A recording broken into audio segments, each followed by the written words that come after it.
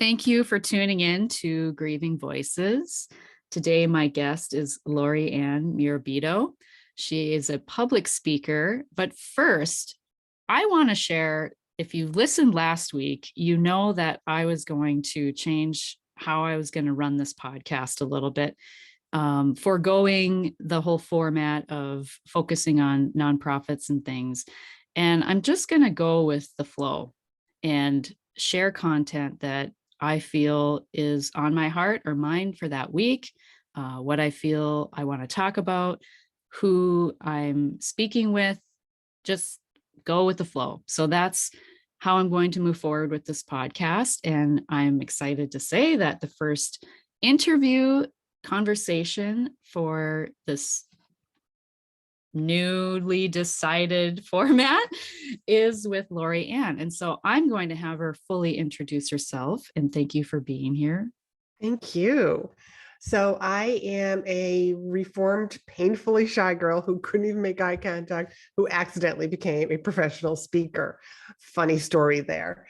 And I spoke on leadership and corporate engagement and would help companies and worked with a lot of the Fortune 500 and 1000 companies. And then I just got tired of hopping on airplanes.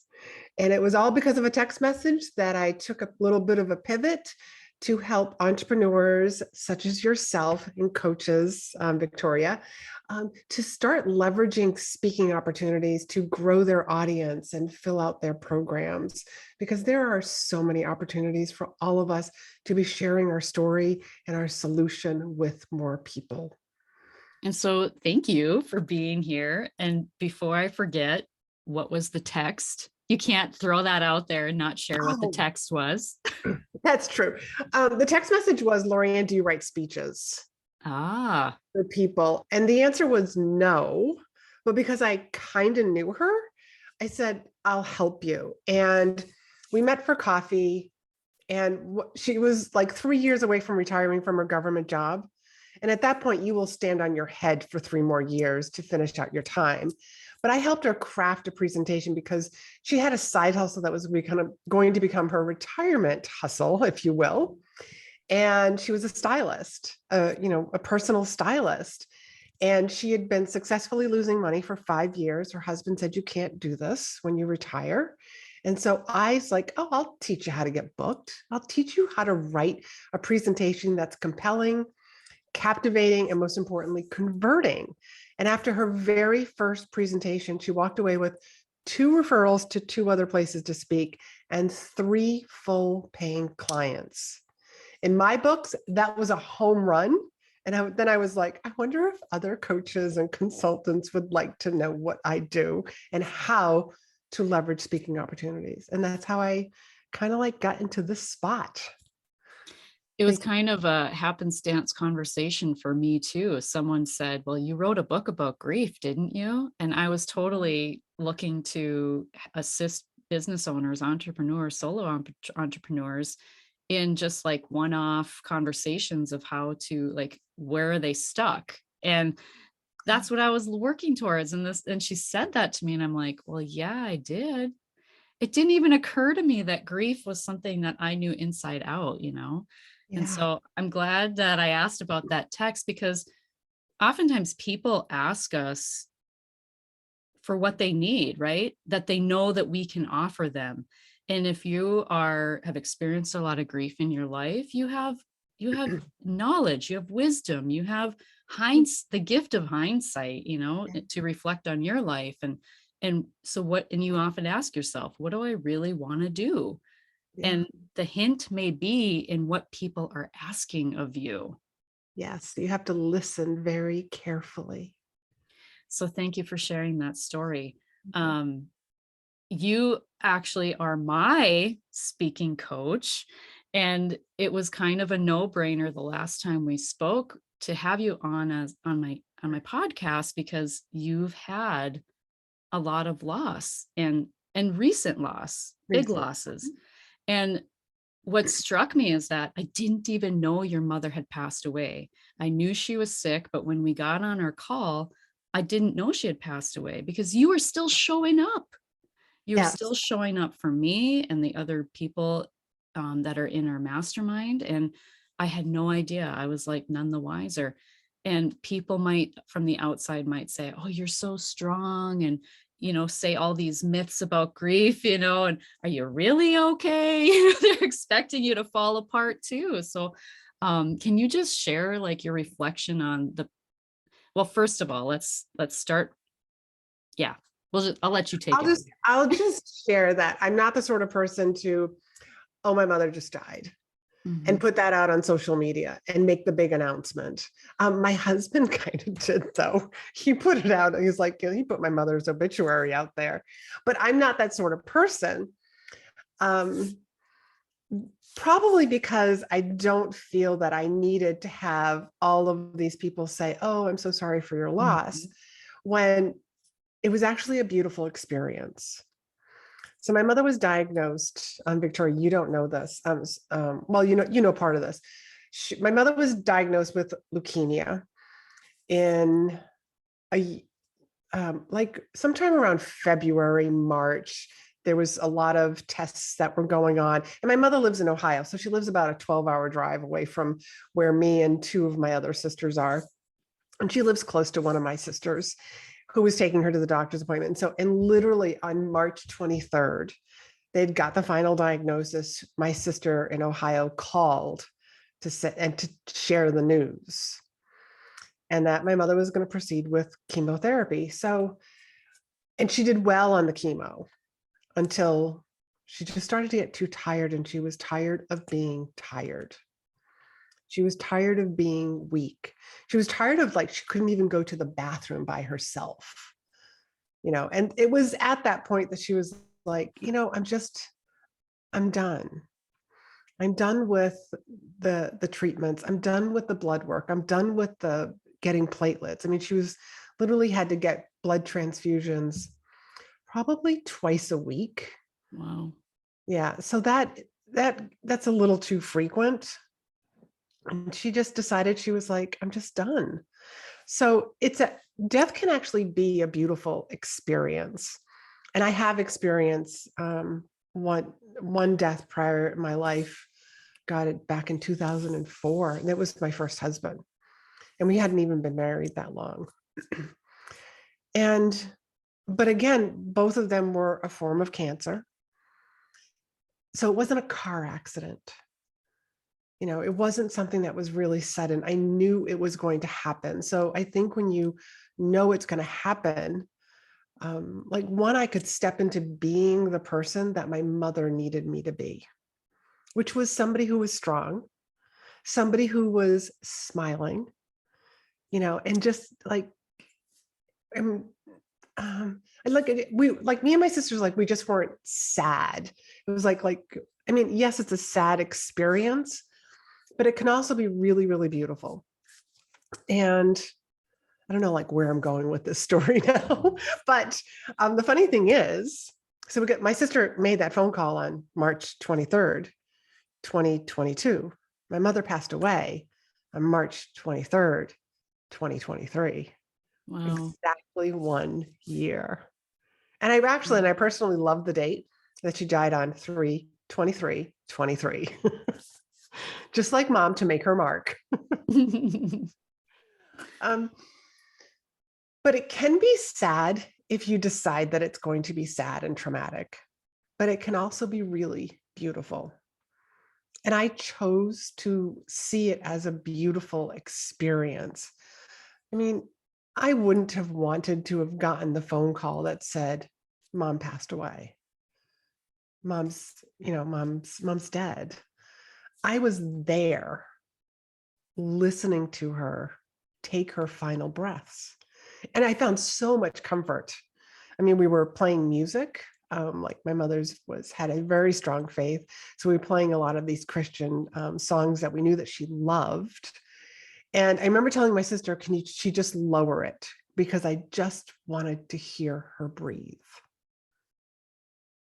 Yeah, because sooner or later, it was like she was going to, like, it was going to be that last breath. Eyes are just welling up. Mine too. As a trained end of life doula, that is the goal and the mission, to help families foster and nurture that desire for their loved one to have a death that is honoring their wishes, and a death with dignity and respect, and however they want that to look like. So had she expressed, I mean, obviously she had a sense of agency where she was like, I'm done with treatment. And, and some family can get really upset by that. Like, why aren't you fighting? Why aren't you trying? Like, like that can cause a lot of conflict in families when someone chooses that for themselves. But, and every family dynamic is different and every relationship is different. But it seemed that she was exhibiting her sense of agency from the moment she felt she needed to. Yeah. And we as her daughters really looked at it was like, what do you want, Mom? So we were constantly trying to honor her wishes. And I remember like the moment, like okay, let's bring in hospice and they will explain everything to us. We're also very blessed that one of my sisters is a registered nurse and Mm. actually does infusion therapies for people that are really ill. She goes to their home and gives them medicine. So to have somebody like my sister just like constantly monitoring and looking at the numbers, and she just knew where my mom was, even if Mom didn't know where she was. And when I say was, like, it's not that she didn't know like her surroundings, but I'm talking about like diagnostically, like what, like blood count numbers, what that actually meant. And so, I mean, so like having my sister was almost like the advisor in the family, like everybody was constantly looking to her. But we did still opt for hospice so that my sister, the nurse, could be her daughter and not her nurse, not her caretaker. And, I think we thought that we were going to be at the hospice house a lot longer than we actually were. We were only there for 2.5 days. Oh, wow. Yeah. I mean, when I tell you that, like, we packed snacks for days, for some reason, we thought we were going to be there a while. Yeah. Wow. How is this loss different for you in a lot of ways from your husband's My passing? husband. Well, my husband's passing was really the first major death that I've ever experienced. And, I was 36 and, found myself a widow. I think, again, I was able to just put myself into the person that he needed me to be and honoring his wishes. And I'll tell you a funny story, because music is very uplifting for me. And I must have gone out, and this was literally like the day before he passed, and he passed very fast. I had gone to the market for something, listening to some very upbeat music. So I come in the house and I'm smiling and upbeat and bouncy. And my husband says to me, he says, "You're awfully upbeat for a woman who's about to lose her husband." And I went, yeah. So would you like, and I constantly was doing this throughout our marriage. I was always giving him choices. So would you like me to be sad and crying, or would you like me to be smiling and laughing? And he chose to be smiling and laughing. And I said, okay, you got it. So your wish is my command, basically. And that's how I would just be. I just felt like I had to be, because he was constantly looking at me for clues, for like, where am I? Again, health wise, should I be afraid? Mm. And I was always like, if I showed like no fear, like, you're doing great, everything is going according to plan, then he would react. And then his family, his brother and sister and daughter, would also react the same way too. Like, everybody's just feeding off of each other's energy. So I just stepped into just being like, you're doing great. Like, and that's how I was throughout his illness. And my family didn't even know that he was as sick as he was, because it was always like, how's Bob? And I'm like, oh, he's great. But then great turned into good. good turned into okay, until my sister, the nurse, called one day and said, "How are you doing?" And I said, "About as good as a woman can be when her husband's dying." My sister was like, "What?" Like, it's just not something that I talked about because he was still in the mode at that time of fighting. He felt that it was part of his responsibility, because he was also the older brother, to be around for his siblings, to be around for his daughter, to be that role model. So it wasn't until he made the decision. He was like, "I'm tired." I said, "Okay, we'll we'll hospice is next." So I think because of having that experience, and when he took his last breath, that's when I kind of got this new belief about death, that it is as beautiful as life. Now, I've never had children myself, but being an aunt and seeing my sisters have children, I saw how beautiful like this experience was. And to me, like, it was as beautiful that I could be there with him as he departed from this world. So having that experience, it was like, here I am, I'm 55 and just lost my mom.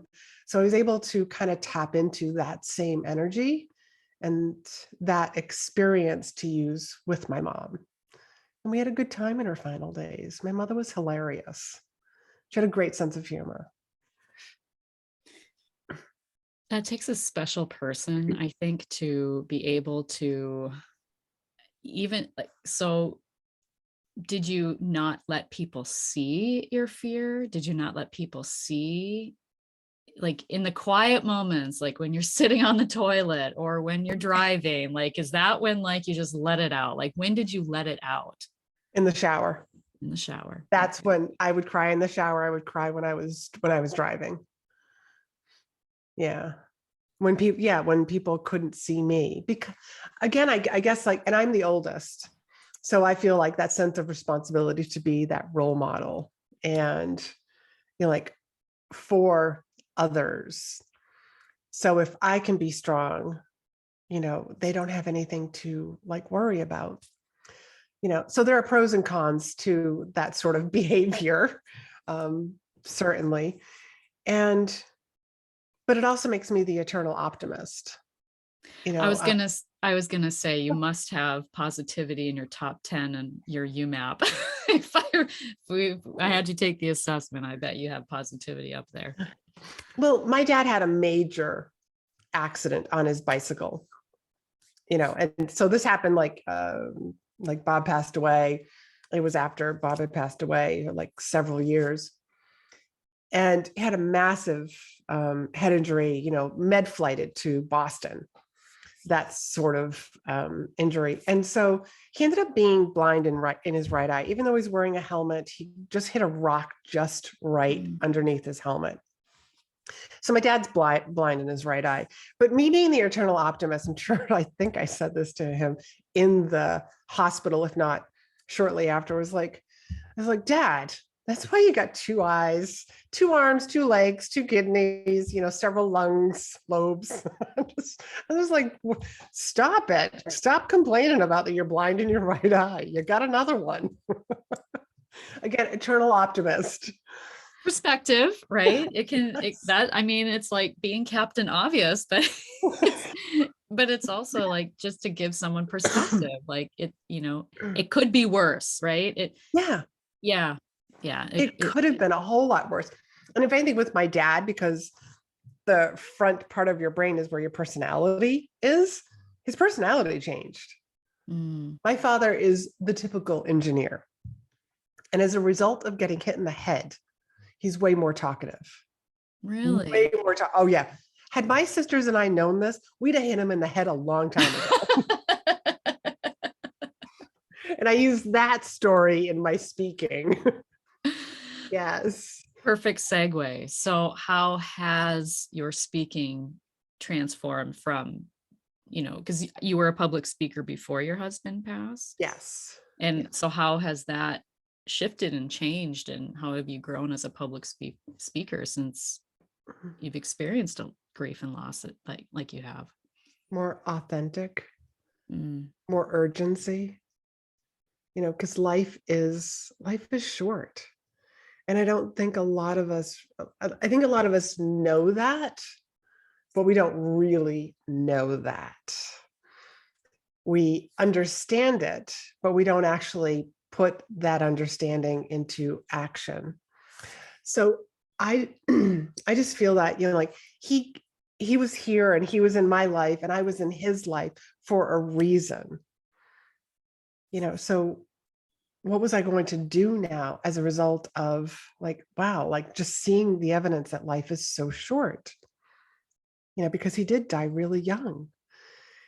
And I just had that sense of urgency, like, why am I hanging around? Why am I just waiting? Why am I playing small? What if I just went all out? Because, like, what if I only had another 6 months to live? My mother was very fortunate to live to almost 80, you know, and in those final, like those final days and weeks and months, I mean, like to have like some of these conversations that her and I should have had a long time ago. And I remember her saying to me, see if I can get it right, something about like we wasted so much time and because we didn't have this a particular conversation. And I said, that's okay. We're going to live a lifetime of we're going to live a lifetime of our relationship in a short period of time. That's all. Like, here's what we got. Again, the eternal optimist kind of came out then also. So in my speaking, like I really do share deeper stories, not these superficial stories. I'll share myself. I mean, I've, spoken on days that one time in particular, I spoke in Boston on the anniversary that my husband and I would have shared our wedding anniversary. So I've shared about that because then people really get to know me, that I'm not just some stick figure up there that's like talking about, you know, leadership but I get to be like a lot more honest, even like with my private clients also. It's like, here's who I am. Here's some of my loss. Like my life has not been peachy keen. It's like the social media. Everybody thinks that everybody's life looks so perfect. And that's what I should be striving for. When it's like, no, it's full of tears and some hurts and some disappointments. Am I disappointed that my husband and I didn't even make it to our first anniversary? Yeah, I was. But what I did was I made the best of the situation. And and me and my sisters will do the same thing with my mom. And what I mean by that is, so my husband and I were married on March 6th. He passed away on November 1st. So when March 6th rolled around, I had a cocktail party at my house filled with some people that I chose. And it was just to like celebrate that, him and I, like, we got married a year ago. And then on November 1st, again, I had another cocktail party in my house, and it was filled with the people who had supported me in that past year. And I remember that time people saying, somebody had said, because, everybody always stands around in the kitchen, like, Laurie-Ann, who are all these people? And I literally went around the room and I not only named who they were, but this is what you did for me and supported me, or Bob, like in the past year. And just kind of, I knew that I had to change the date, the meaning of the day. Mm-hmm. And so that's why I had the cocktail party. So my mother's birthday is August 14th. And I know that we will, one sister is already going to be out of town, but I'll probably have coconut cake. That was my mother's favorite. Nothing fancy. It's Pepperidge Farm or nothing. My mother had to have Pepperidge Farm coconut cake. And I will have coconut cake in my mother's honor. Mm-hmm. I love that. And then come March 23rd, I'm sure me and my sisters will do something fun also. So I just think that grief gets to be what you want it to be. This is what you talk about all the time, Victoria, is about how to do grief differently. So let me share with you going to the funeral home. And remember, my mother's pretty funny, and me and my sisters all got her sense of humor. So we must have been giggling as we were walking up the steps. And it's a Friday afternoon. Mom passed away on Thursday night. And he opens the door and we go into his office. We sit at this table, this wooden table. So it's me and my sisters that are kind of in a semicircle, and he's on the other side. And he says, "This reminds me of growing up. Me and my 4 older sisters. Not that you guys are old, because I think I'm the oldest one." And that started it.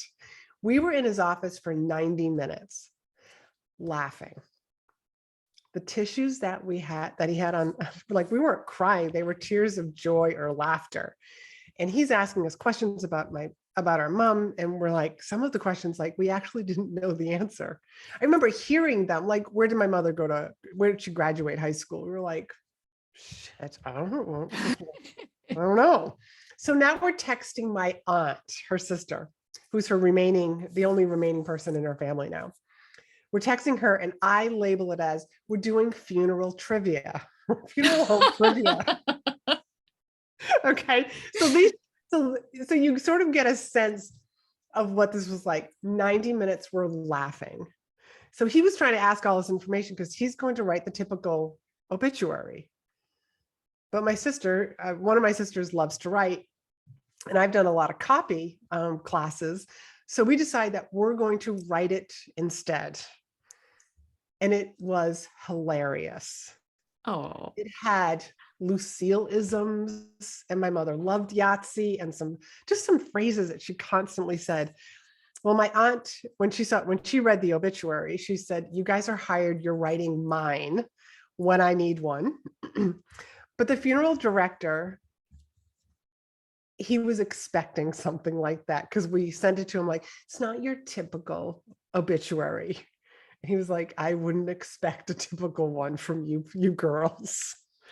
So he was just, he really helped. I love the fact that he just mirrored us, instead of, well, you're supposed to be sad. Are you guys just avoiding this? And like, we weren't avoiding anything. mm-hmm. We knew that it was coming. And I think he also just made us feel that it was okay for us just to laugh. Mm-hmm. Now, for anybody who's listening, I mean, don't think that we didn't have our breakdowns. I certainly had my moments that I would say I'm not proud of. Just when I got sad and said things that like, in hindsight, it was just like, oh God, why did I say that to that person? So there's a lot of forgiveness of ourselves. That's something that I know that you talk about a lot. I can see my siblings and I kind of doing a similar thing when we have to write an obituary for my mom someday. She's going to be 80, but she still works, and she's a firecracker of a lady, and she's like the type of person you hear her before you see her. Nice. Yeah, she doesn't know a stranger anywhere. And yeah, it just makes me reflect on how I can see us trying to, I mean, it's one last way to honor the person too, right? To kind of bring their personality into how you want them to be remembered, and things like that. Yeah, so thank you for sharing that. And also that there is, like, you can be positive and you can try to support others in making light of the situation, but that doesn't mean that you don't have your own moments, right? In the privacy of your own heart. And there's a lot of people like that. I'm like that. Like, I try to keep it not to myself. Like, I let it out, but I like to let it out in private, 'Cause Yeah. and were you like that as a kid too? Like they had to send search parties out for me. At one time they did because I was in the linen closet. When I was upset or sad or I was crying, I would go and hide to cry Mm. under the bed and I'd fall asleep wherever I laid, whether it was the kitchen cupboard and where the cereal was, which was one time, or in the linen closet or under my bed, which was a Oh my lot. gosh. But I think too, and this is where I want to talk about this aspect of it too, is the myths of grief. Like two of them are grieve alone, and another is be strong. And so this stuff is taught to us as children. And so, can I ask, growing up, was that how grief was mirrored for you or shown how you respond? How was grief taught to you? How, when you were growing up? I think the short answer is I don't know. Mm, But to answer the question, I think watching my parents who are, like growing up, you just think like that's the way that life is. There's so much that happens in family dynamics that we don't like. I wasn't the sort of person that questioned much. I observed. I'm a really good observer. mhm. My father, the engineer, I remember a close uncle of his passing, and I do remember my father crying as soon as he got off the phone. I was too young when his dad passed to really remember that, but I do remember the uncle. And I do remember my mother bringing me to like wakes as a young girl. And I thought it was weird. Like, I think the first one that my mother brought me to was a young girl who was somebody that she worked with, and their daughter, I think, had drowned. So it was a young person. Wow. And so I don't know if it was my mom's way of just saying like, hey, like this is just like what happens in life. But my mother was also the sort of person who didn't deal well with any feelings that were other than happy and joyful. Mm, So she stuffed her feelings down. So maybe that's where I learned that whole modeling thing, model your strength and just be mhm, happy. So it wasn't something that I don't know I don't know how to answer that because I don't I think remember you that. just did. I I think you think I just just did. did. Thank you. But I think because I'm a coach and having gone through coaching education and having coached a lot of people, like when the death of my first husband, so those were choices that I made. I decided um, to I decided that I didn't want to have any regrets. I do remember that decision. I did not want to have any regrets when he passed. So if that meant making like the really fattening shrimp Alfredo, which he absolutely loved, if it, meant like having that like night after night, then that's what I would do. If it meant having ice cream after a doctor's appointment instead of going and getting a decent lunch, well, then that's what we did. I didn't want to have any regrets. And that kind of meant, hey, what do you want? What do you want to eat? What do you want to do today? And just kind of making his final days and final moments joyful. And so I kind of did that with my mom too. She loved Arby's, especially during Lent. They had like the fish sandwich and and she loved their fries. So what do you think we did on Fridays? It was like we had to go get the fish sandwich, and it was really good. But just to see her enjoy eating it, Mhm, is it the healthiest thing? No, but who cares? Because the following day it was like, Mom, what do you want to eat? I mean, the woman was barely eating. mhm. She's like, I want a fish sandwich. Great. Text a sister, pick up a fish sandwich on your way here. So when she decided to stop treatment, did she start to feel like she could actually like live life a little bit?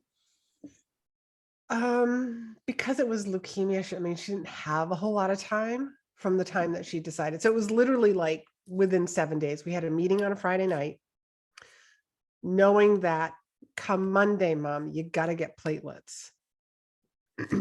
because it would give her a little bit of extra time. I might be getting my dates all messed up because I know she ended up in the hospital on Sunday night.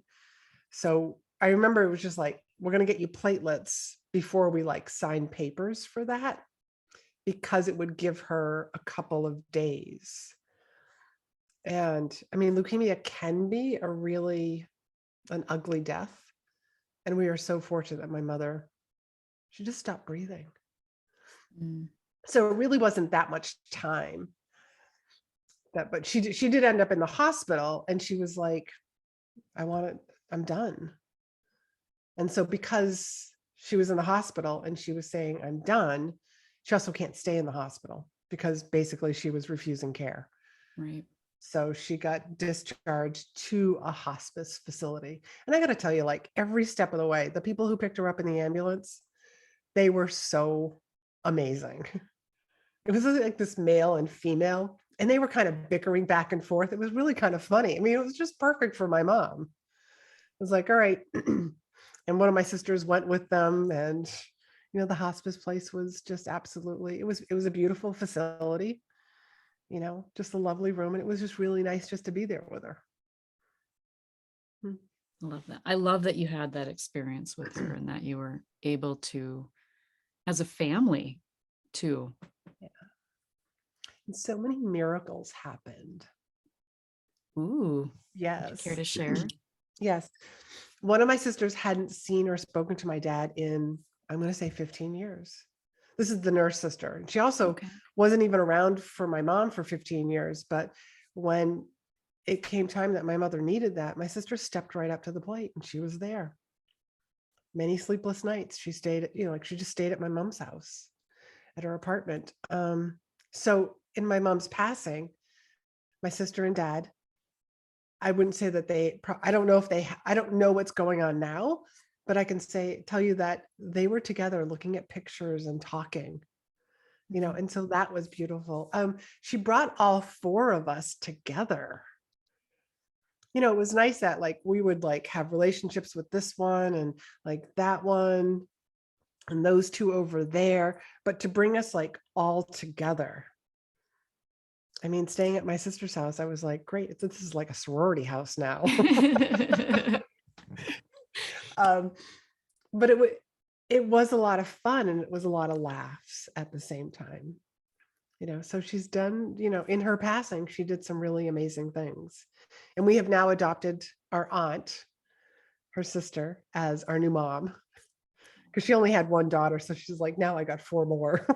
Aww. Yeah. Yeah, it was really, it can be beautiful. So you were always talking about, let's do grief differently. People, you get to decide what it looks like.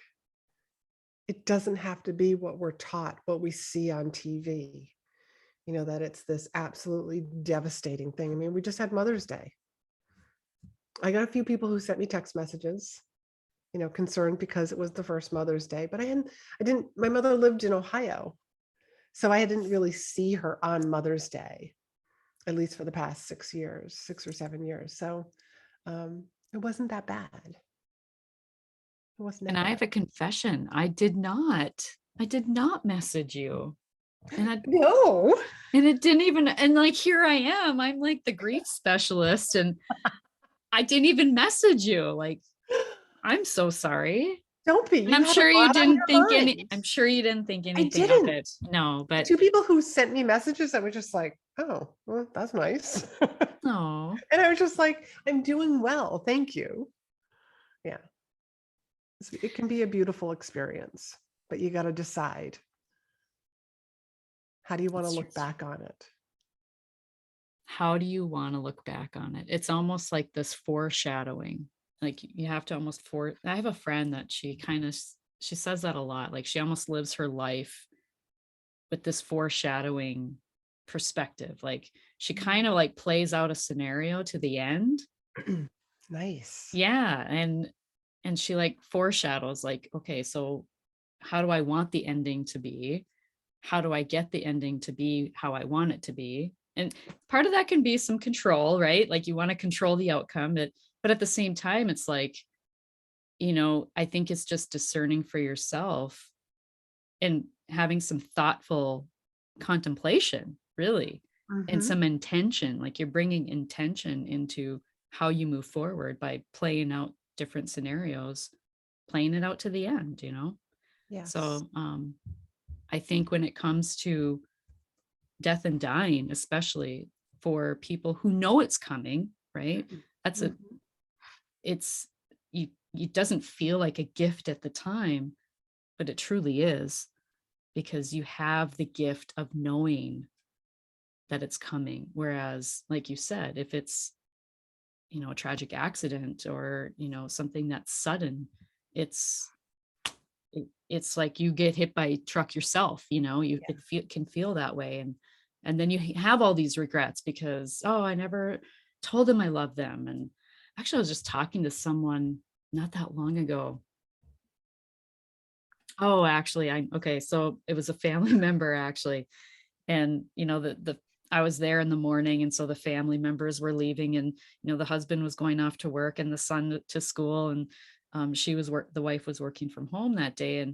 And and I was saying goodbye, love you, to it was my family members. And my sister-in-law, she was like, oh, great, so now you're going to show me up, like, because they don't have that kind of dynamic. They don't communicate that on a daily basis, Mm. whereas in my house, every day we're telling each other we love each other, and goodbye and good morning and good night.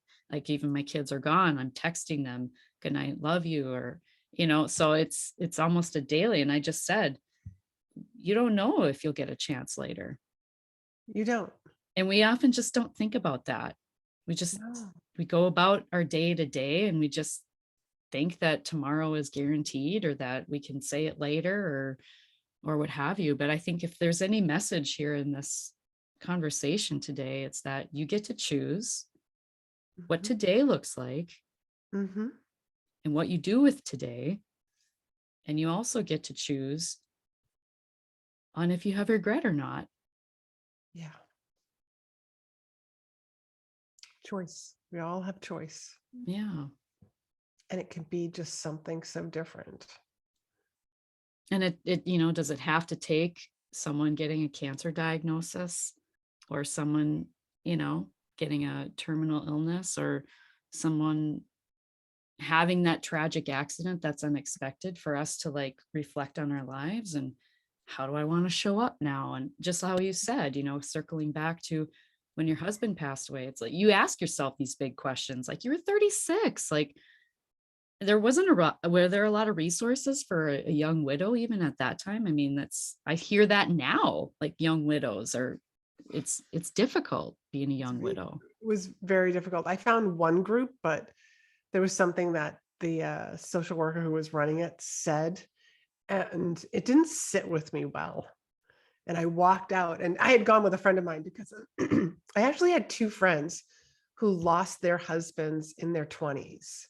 So I had two young friends who were also young widows, sort of navigating life also. And I walked out, and I remember like asking one of them, did she really say? And she's like, uh-huh. I was like, yeah, I'm never going back there. So What I did she never say? found my husband was paralyzed from an operation. I Mm, brought him out to California for this operation for somebody because he was stuck between a rock and a hard place. So he ended up being paralyzed. And I mentioned something about that. And she made some sort of comment like, you married him even though he was paralyzed? Yeah. Yeah. Like that look. And I was just like, yeah, that's kind of wow. like what happens when you really love somebody. Like it didn't matter to me. Yeah. He ended up in a wheelchair. It was his last operation paralyzed him. Wow. Yeah, so that was why I didn't go back. So I had to navigate it by myself because there's a lot of grief groups with like you walk in and everybody's like in their 70s. Hmm. It's like, ooh, I don't really fit here. Yeah. But it isn't common that you had actually two friends that had experienced that. So Right. what a Right. blessing that It was was for a you. huge blessing. Yeah. because they both kind of shared their experience with me and what they did and what not to do. Yes, I got a couple of what nots to do afterwards. Yeah. So what have you found or discovered about yourself in how you want to move forward in speeches, in working with clients? Like now it's like you have all this, you have just more experience, right, behind your belt. And I think it's you have motivation to eliminate fear. Because like think back to some of those moments, even just like 10 years ago. If you're listening to this, just reflect on something that you found fearful 10 years ago, and you look back on it now, and you're probably thinking to yourself, because this is what I do at least, it's like, what was I so afraid of? Let's just take a difficult conversation.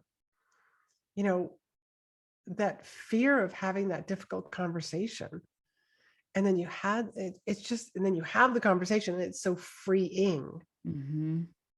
So I guess like my advice would be like what would happen if you eliminated fear? So with my clients, like they are telling their story, they are sharing their solutions, so that they can grow their business, have a bigger impact, help more people. But it's always like, I know you're afraid of being judged. You're afraid to hit that go live button. You're afraid to send that email to that meeting planner. But what if we eliminate fear? Like, what would be possible if fear was not in the way? And fear shows up in many different colors. It shows up as procrastination, as oh, this is hard, I'll do it later. I don't know how to do this. What if I'm judged? What will people think? Fear shows up in so many different colors and costumes, if you will. So what would happen if you recognize fear and just made friends with fear and just did it anyways? So that's part of my work, is helping people tell their story, helping people just get out there and share their story, because it all starts with your first story, your first speech, your first video. What would happen if we didn't compare ourselves to where we were, to where we think we should be? That's How good. I would say that's how this has changed me. And and I know that there's lots of stories that I'm going to have from my mother's passing. Right now is not the time to be sharing them, certain stories, I guess. But I'm sure like there's a lot of lessons that have come from the experience. I got the phone call and we literally thought my mother was dying like the next day. I mean, when I saw her, like my sisters and I like all flew out there. And when we saw her, I was just like, oh my God, my mother's meeting her maker like in a matter of hours. They changed an antibiotic her and she like turned around. It was like, Jeepers crow, it was a roller coaster ride that it was just, I wanted to get off. We all did. It's an emotional roller coaster ride, but that's okay. As many challenges in life are, right? That's right. And so once you get to the end, eventually you get to the end of the roller coaster. That's right. There's dips and valleys and peaks, and it's all part of the experience of life. Yes. And that's why your work is so important, so that this doesn't become a weight that people carry in their backpack for the rest of their lives. You help them lighten the load, unpack that backpack, if you will. I do, and it is one of the most rewarding things. It's my full circle moment, I guess, so to speak. I'm sure we all have those full circle moments. Did you always expect as a child that you would be helping people tell their stories, or did you want to be a journalist, or did you see yourself on stages? Oh God, no. No? Or I'm painfully shy girl. No, I was in healthcare. Oh, you were? Yeah, I come from healthcare, private, doing cardiac and vascular ultrasound testing. Really? Yeah. So just one-on-one work with people. Yeah. Wow. Support. So what did you want to be though when you were a child, when you I grew did up? want to be an actress. So there is that sort of like Ah, limelight. But again, I was really shy as it is. And it's so funny how it's like as a speaker, you are entertaining people, but I'm entertaining them while they are learning something. So there's a little bit of that. Um, I wanted to be an actress. Yeah, good question. I love this conversation. Is there anything else that you would like to share, you feel is important to share? I feel like I have shared a lot, but I guess I will just reiterate that you always have choice. You always have a choice on how you want to react to something, on how you want something to look and feel. So whether you're going through, the an illness, or you or lost like your mom, like I did, that you get to look at it and decide how you want to define it. If it's a sudden death that you weren't expecting, like from an accident, still, I think you still can do the same thing, is to decide, what does this get to look like? How will this change me? How do I want it to change me moving How do forward? I want it to change me? I like that. I like that rephrase. Yeah. Thank you. Where can people find you? They can find me at my website is speakandstandout.com. And I also have a podcast called Be in Demand. And you can find me over on Instagram and LinkedIn. But all of that is like, if you just go right to my website, that will have everything. And I will throw in a shameless plug because you are my speaking coach and you did help me write a speech, which I've yet to present, but it is something that I do look forward to. And I have been working on getting some speaking opportunities, and I have had some, You and have. also, yeah, and to get on podcasts too, that's part of it as well, as that's speaking Yes. too. So thank you for all the work that you've done with me and how you've supported me. And I just so appreciate you. My pleasure, because you are helping so many people. Thank And you for your likewise, work. Thank you. thank you. And remember, when you unleash your heart, you unleash your life. Much love.